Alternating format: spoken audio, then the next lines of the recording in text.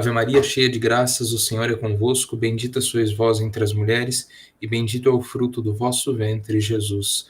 Santa Maria, Mãe de Deus, rogai por nós, pecadores, agora e na hora de nossa morte. Amém.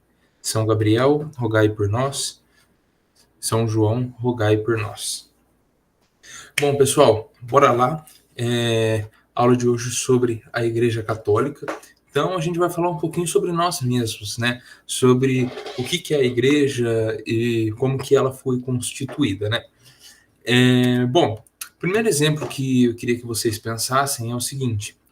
Se a gente tivesse um país, né? Hoje, no Brasil, não seria um exemplo tão bom assim de eficácia da política, mas vamos imaginar um mundo ideal, onde a gente siga exatamente como que é o sistema político do Brasil, onde a gente tem os três poderes ali, o poder legislativo, o poder executivo e o poder judiciário, cada um deles cumprindo plenamente as suas funções, tal, tudo mais. Se a gente tem, né, uma Constituição, né, leis ali que foram pré-estabelecidas, como a gente tem aqui no Brasil, e se não houvesse, né, o poder executivo que está ali para realmente fazer cumprir aquelas leis, muito provavelmente esse sistema ele não funcionaria, né? Com certeza esse sistema não funcionaria, porque não basta a gente simplesmente colocar ali uma instituição, colocar ali uma Constituição de leis, de uma maneira de ser vivido aquilo, de viver dentro daquela sociedade, e não ter ninguém que esteja ali para garantir o cumprimento disso, né? E, na verdade, é muito daquilo que acontece dentro da política, né? Muitas vezes a gente vê que tem pessoas que não executam o seu papel, né, de uma maneira correta e, por fim, a gente acaba tendo diversos erros dentro da política, tanto na construção das leis, quanto no julgamento dessas leis e quanto na execução, né, em garantir que essas leis estejam funcionando, né, que essas leis estejam sendo cumpridas. Então, se a gente não tem, né, uma estrutura, se a gente não tem alguém que fica responsável por isso, vira uma bagunça. Se as pessoas que estão responsáveis por isso não fazem o seu papel, também vira uma bagunça. E da mesma forma, Cristo, quando ele vem, ele deixa para a gente ensinamentos, né? Um modo de vida, uma maneira de viver, uma maneira de seguir os passos dele. E não à toa, para que não virasse essa bagunça que muitas vezes a gente vê na política e em tantas outras áreas, ele deixa também alguém para que garanta que todas essas leis vão ser cumpridas, que garanta aquilo que é lei de verdade, que garanta que aquilo não vai ser desviado, não vai para um canto ou para o outro, né? Isso vale para qualquer esfera da sociedade, né? Para qualquer comunidade. Se a gente não tiver alguém que guia, vira uma bagunça.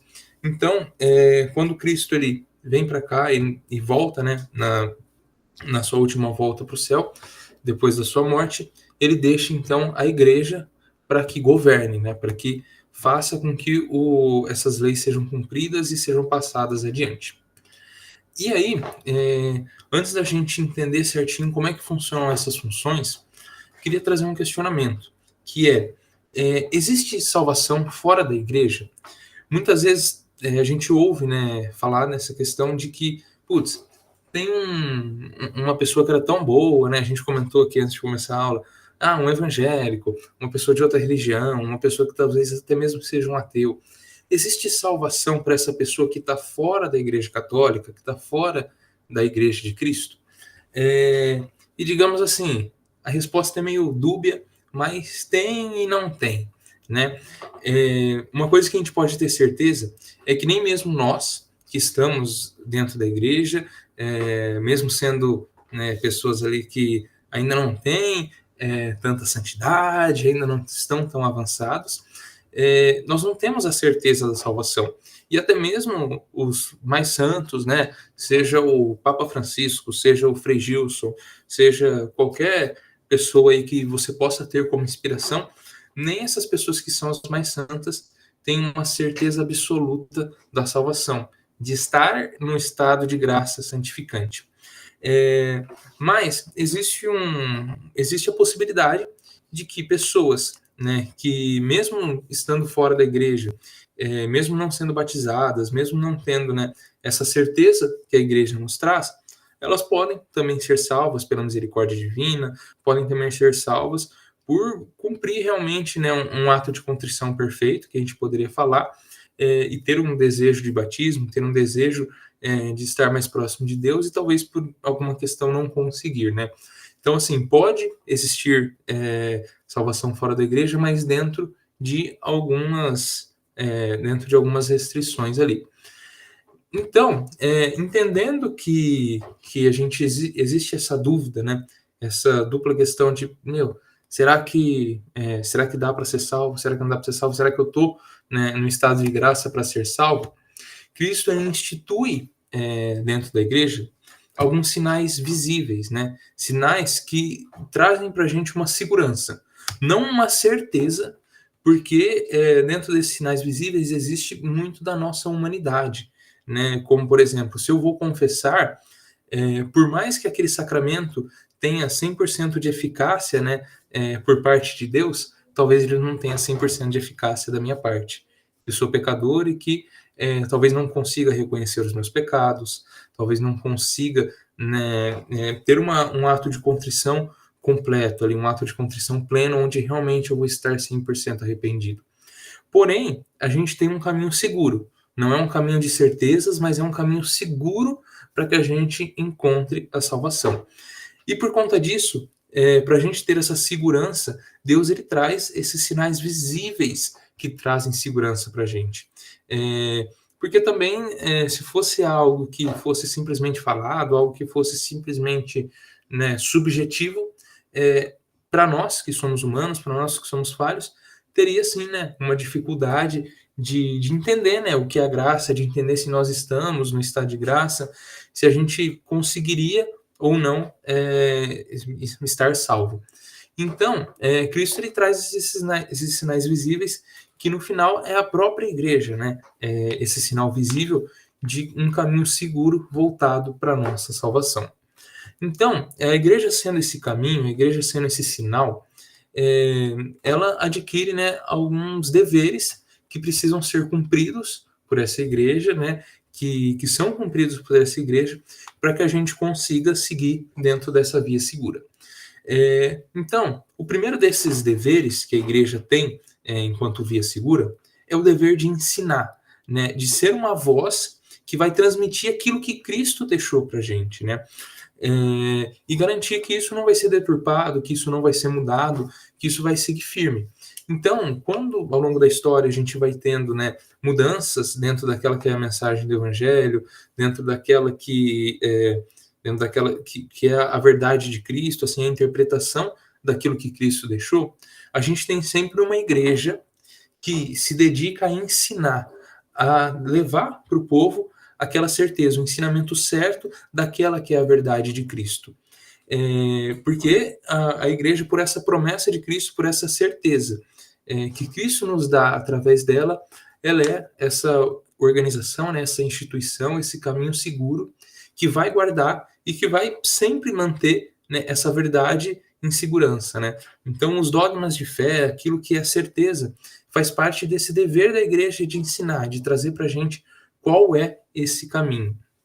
E o segundo dever, para que além de que a gente saiba qual é que é esse caminho, mas para que a gente consiga se santificar, é o dever da santificação, né, que faz com que a igreja tenha o poder de administrar esses sacramentos que foram adquiridos por Cristo dentro do Calvário. Então, no momento em que Cristo se entrega ali dentro do Calvário, através desse sacrifício, a gente recebe todos os sacramentos que a gente tem hoje, né? Os 7 sacramentos. E, através deles, a igreja tem esse poder, esse dever de levar a santificação para o seu povo, que entendendo, né, através dos ensinamentos, qual é o caminho certo, a partir daí tem esse dever de começar num caminho de santificação, de, além de entender, começar a viver plenamente, né, aquela que é a mensagem de Cristo, aquele que é o caminho de Cristo. E o terceiro dever é o dever justamente de governar, de dentro de situações de dúvidas, ir lá e de trazer as respostas, né? De guardar essa verdade, de guardar aquilo que Cristo deixou para a gente, né? Que é algo que é muito alinhado, né? Justamente com os ensinamentos e com a santificação que a igreja traz nos outros dois deveres. Então, esses são os 3 deveres que a igreja precisa cumprir, que a igreja deve cumprir enquanto corpo místico de Cristo, né? Então, qual que seria a definição que a gente pode trazer para a igreja em si, né? A igreja, ela é uma congregação de todos os batizados. Então, para eu ser parte da igreja, o primeiro passo, né, o primeiro critério que eu preciso ter é ser batizado, é eu dar esse primeiro passo para me entregar a Cristo através do batismo, que estão unidos, né, numa mesma fé verdadeira. Então, eu me mantenho acreditando na fé que lá atrás Cristo passou para os apóstolos foram passando, né, através da tradição para o resto de toda a igreja. Então, unidos na mesma fé, no mesmo sacrifício, então, unidos dentro do mesmo sacrifício de Cristo, entendendo que esse sacrifício que nos salva, e unidos também nos mesmos sacramentos. Então, unidos nesse mesmo caminho que a igreja traz, né, que Cristo deu para nós através da igreja, para nos santificar. Tudo isso sobre a autoridade do sumo pontífice, dos bispos, e em comunhão com ele, né? Então, tudo isso seguindo a autoridade do Papa, seguindo a autoridade dos padres, a autoridade dos bispos, que são realmente aquelas pessoas que foram determinadas por Deus para guardar tudo aquilo que ele nos deixou. Beleza, então. A gente entendeu, né, que existe uma autoridade, que existem pessoas que estão à frente dessa igreja, existe um Papa para governar, para garantir, né, que todos esses deveres vão estar sendo cumpridos sempre. Mas em nós, onde que a gente entra dentro dessa história, né? Como foi citado ali no começo daquela definição, todos aqueles que são batizados, eles fazem parte dessa igreja. E assim como toda parte de um corpo, eles têm uma função. Então, o primeiro ponto é a gente entender que a gente faz parte desse corpo. Que estar na igreja não é simplesmente a gente acompanhar, né, ir ali todo final de semana na missa e tal. É a parte principal, mas vai muito além, né? Vai muito além da gente ser realmente igreja e seguir toda essa autoridade, além daquilo que a gente faz nos nossos finais de semana, né? Então, a partir do momento que eu sou batizado, eu faço parte desse corpo onde Cristo é a cabeça e nós somos o resto do corpo. E aqui a gente precisa entender que, sendo parte de um mesmo corpo, é necessário que a gente esteja em comunhão, que a gente esteja seguindo um mesmo sentido, seguindo o mesmo rumo. Se a gente for olhar para o nosso corpo, todo corpo ele coopera para um bem maior, né? Para a sobrevivência dele como um todo. E não os seus membros, né? Cada parte sobrevive por si só, para si só, né? Tudo coopera para que o corpo inteiro esteja saudável, né? Então o braço ele não faz as coisas à toa para ele mesmo, né? Para que esse braço sobreviva, mas ele faz as coisas para que o corpo inteiro sobreviva, para que o corpo inteiro esteja bem. E se em algum momento algum desses membros decide que não vai mais seguir as ordens da cabeça, decide que não vai mais seguir as ordens daquilo que o corpo precisa para ele estar bem, já não faz mais sentido ter aquele braço, aquele membro unido dentro desse corpo. Então, existem sim maneiras de que mesmo as pessoas que foram batizadas, que estão dentro do corpo de Cristo, saiam desse corpo, né? Então, a igreja é um corpo vivo, onde ele pode, onde a gente pode se separar por 3 causas: por heresia, por cisma e por excomunhão. Heresia, basicamente, é quando eu nego uma verdade de fé, uma verdade daqueles dogmas que são instituídos pela igreja, né, que a igreja traz para a gente. Então, quando eu nego algo, como, por exemplo, a virgindade perpétua de Maria, isso é um dogma da igreja. Então, no momento em que eu nego isso daí, eu já não estou mais em comunhão, eu já estou cometendo uma heresia, já não faz mais sentido ter aquele membro fazendo parte daquele corpo. O segundo motivo para se separar é o cisma.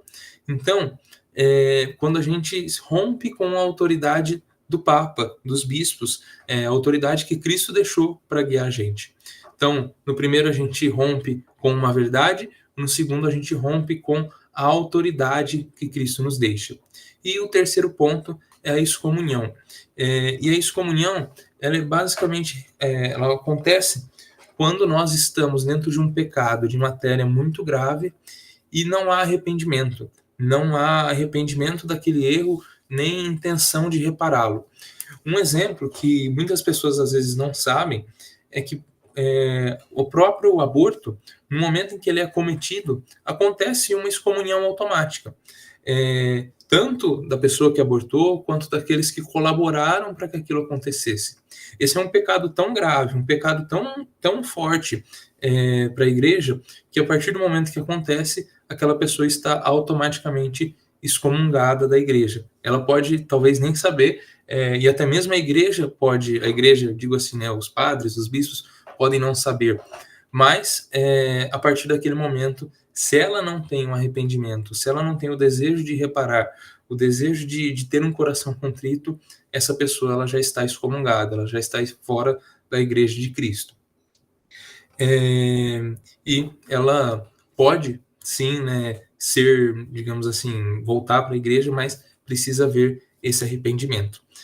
Então, basicamente, a gente pode sair. É como se fosse aquele dedinho daquele teu tio gordão diabético que precisa ser cortado para que o resto do corpo viva bem. É como se fosse isso, né? Infelizmente, às vezes a gente precisa romper com uma parte desse corpo para que o resto do corpo se mantenha. E existe também uma forma, que vocês já devem imaginar, da gente estar temporariamente fora desse corpo, né? Que é através do pecado mortal. Então, no momento em que nós estamos em pecado mortal, nós rompemos, né, com esse fluxo. É como se o sangue parasse de vir para aquele corpo. É como se houvesse um torniquete, né, algo que prende aquele fluxo sanguíneo e não existe mais vida dentro daquele corpo. E muito provavelmente, se esse fluxo ele não for reestabelecido, né, aquele membro, né, aquela parte do corpo vai cair, vai necrosar, vai simplesmente parar de existir, porque não faz sentido ela se manter fora desse corpo, fora desse fluxo vital. Beleza? Então, quais são as funções que, a partir do momento que a gente está ligado a Cristo, quais são as funções que a gente precisa executar, né? Quais são as funções que Cristo deixa para a gente?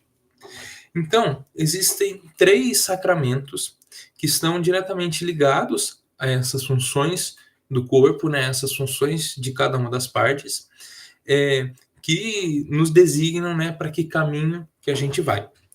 Então, o primeiro sacramento, né, o primeiro de todos, é o batismo, onde basicamente nós somos incorporados, né? Nós passamos a fazer parte desse corpo. Então, no momento em que nós somos batizados, nós nos tornamos como apóstolos, né? E aqui apóstolos com A minúsculo, né?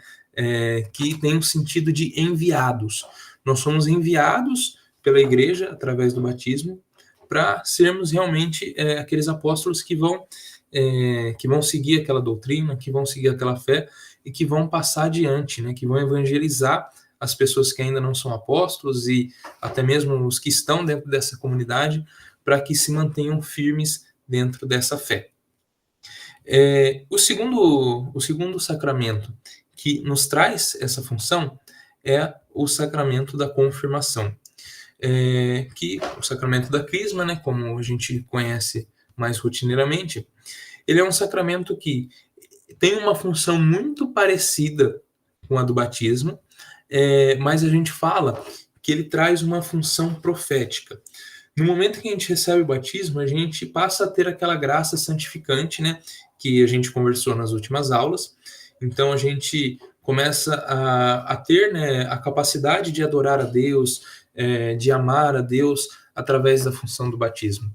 Mas a partir dali, a partir do sacramento da confirmação, a gente passa a ter uma função profética, como se houvesse uma dupla responsabilidade em cima de nós, através dessa confirmação, para que nós também evangelizemos, né? Para que nós levemos essa doutrina que a gente vive, essa fé que a gente vive para as outras pessoas.